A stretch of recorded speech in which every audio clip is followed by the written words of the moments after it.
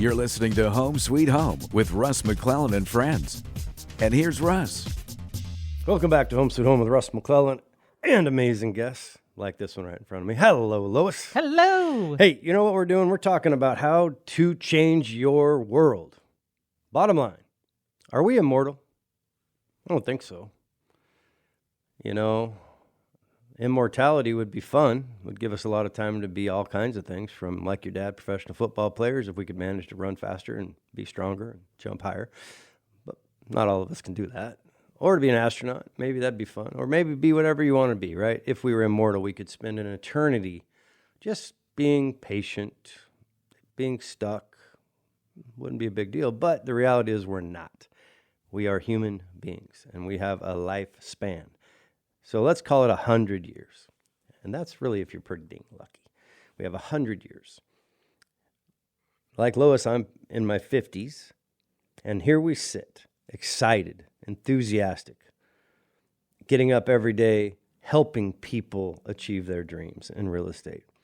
And what I love about what Lois did is she was in a very comfortable position because she's a very talented person making, for our area, very good money.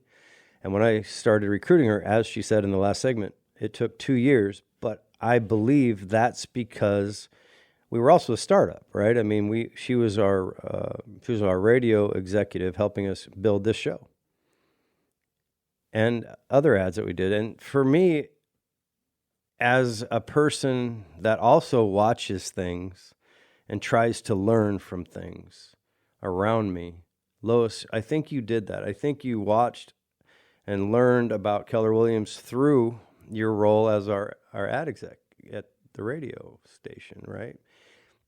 And pretty soon, I think there was an alignment of what you were looking for and what Keller Williams provides. So for those people out there, whether they're in a dead-end job or a successful career that they hate, or maybe something that they just need to do something else, how would you explain the process from the moment you decided, okay, I'm going to make a change? What happened next? Well, first of all, I had a bird's eye view, right? Because I saw Keller Williams grow. And so I was very fortunate to be in that process, to see the whole process. That's number one. Number two, what I really, really appreciated about watching this, because I didn't jump in immediately. I kind of stood back, watched, and I really, really, really appreciated the people, because in this business, in any business that you're in, really, everything is about your relationships. Everything is about the people that you are in contact with. And, you know, you've got to, for me, something that was really important was those relationships, was coming into this office and seeing how everybody worked together, seeing the smiles, seeing the positive, you know, always being able to get a response, a good answer, never feeling like your question was a ridiculous question, always being supported. And you could see it. I wasn't part of the team. I was developing this show right here, but I could see it. I could feel it. I watched it on a daily basis before I even decided to make a decision. And that was the first thing that grabbed my attention. Okay, so now when we look back at the landscape of our communities, knowing what you know now and having that ability and luxury, frankly, to spend time watching Keller Williams and this little, vision that I had grow, what would you say to people that don't have that luxury in order to get them to make a change, realizing that they want to make a change, but they're not sure what that looks like? And how to do it. Right. Well, Keller Williams, another very, very positive part of this is the educational process behind it.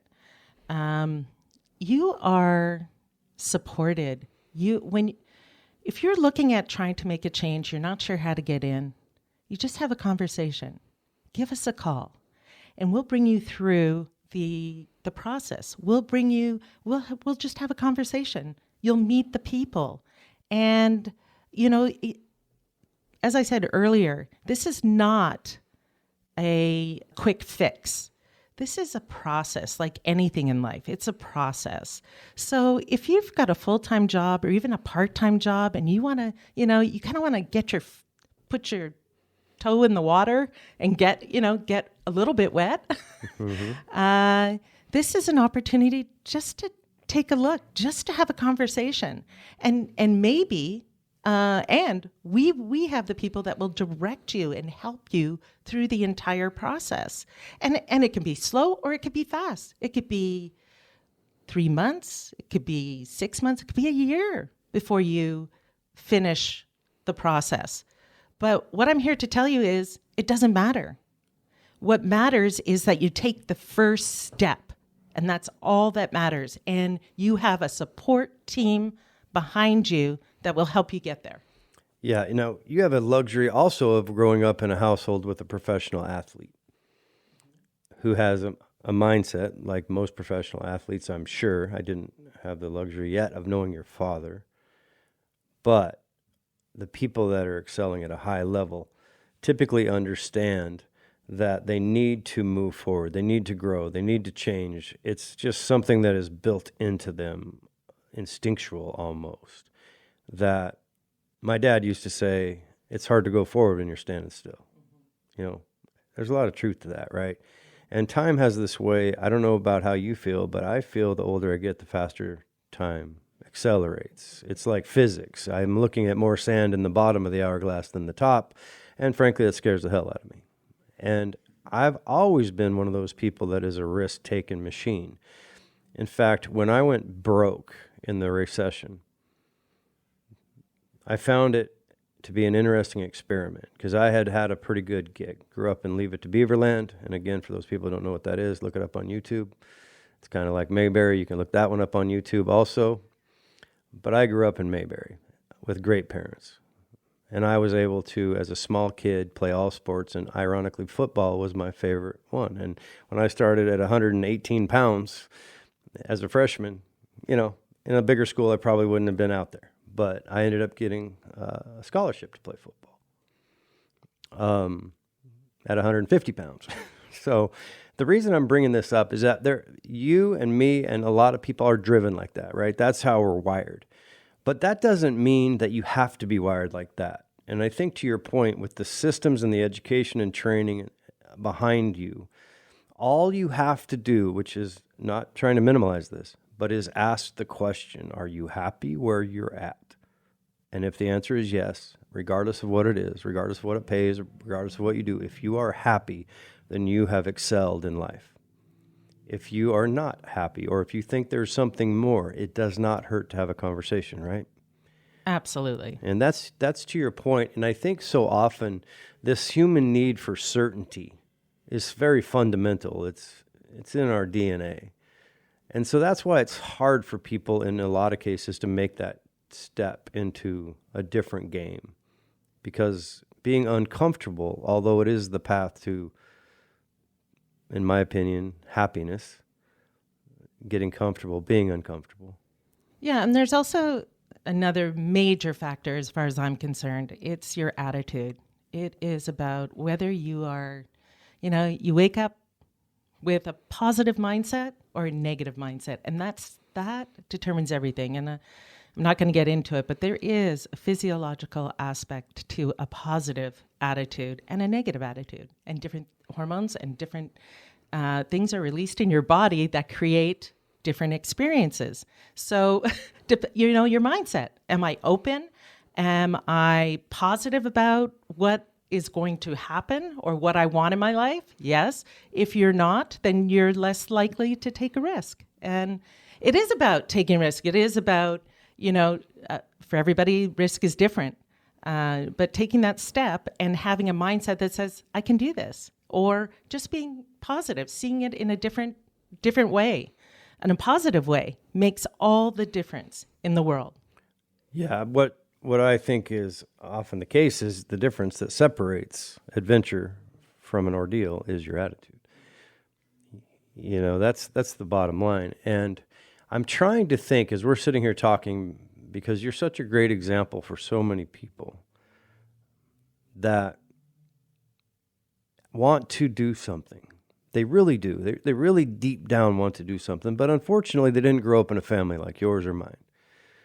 Maybe it's their spouse. Maybe it's their girlfriend or boyfriend. Maybe it's their friends. But often those people closest to us, probably through the lens of trying to protect us, often douse dreams. And it makes it very difficult when your sphere is not supportive of you. So what would you say to someone, as we got about a minute left in this segment, to someone that is in a situation where they're not getting supported, but they know they have that inner fire in them? Well, and I'm going to tell you this. It isn't easy for anyone.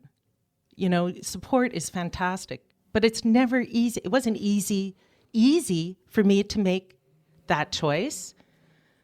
Just because I have that support behind me, it's always a risk, and it's always a tough decision. And so it wasn't easy for me, but I made it because I knew I was open and I wanted to grow. Yeah. I can promise you this. If you call me, you call any one of our people, you can trust that we're going to have your best interest at heart, and we're going to help you win. Winning is different for everybody. When we come right back, we're going to talk about winning, and that's what my friend Lois is doing. We'll come back in a few minutes. Thanks for tuning in.